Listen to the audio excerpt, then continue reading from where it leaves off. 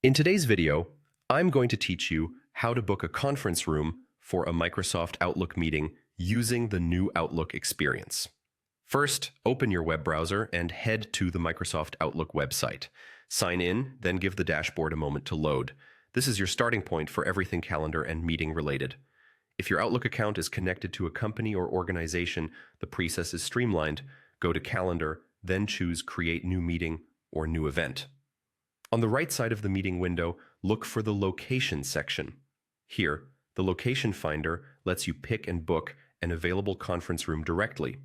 Room suggestions typically reflect availability and your organization's room lists, so you can see what's free without hunting around. If you don't see Location Finder or room options, chances are you're on a personal account or your organization hasn't enabled room resources for you. In that case, it isn't an error. Those features are simply tied to organizational accounts. For personal Outlook users, there's a practical alternative using Microsoft Teams. From the Outlook dashboard, glance to the top right and click the Microsoft Teams icon.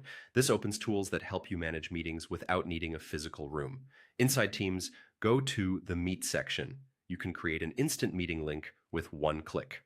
Think of this as your virtual conference room. Participants can join from anywhere, which is perfect for remote or hybrid setups. This option is quick, reliable, and removes the need to book a physical space.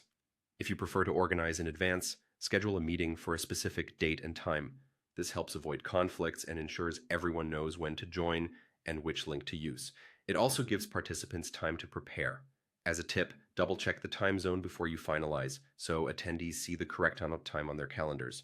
Already have a meeting invitation? You can jump right in by entering the meeting ID. This is handy when someone else has created the meeting and shared the details with you, and it keeps the process simple and consistent.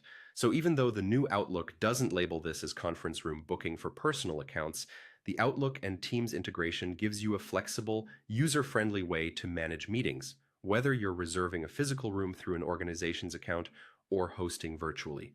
That's it for this tutorial. Whether you're creating a link, scheduling ahead, or joining with a meeting ID, Outlook and Teams make meeting setup straightforward and efficient. Thanks for watching, and I hope this helps streamline your future planning.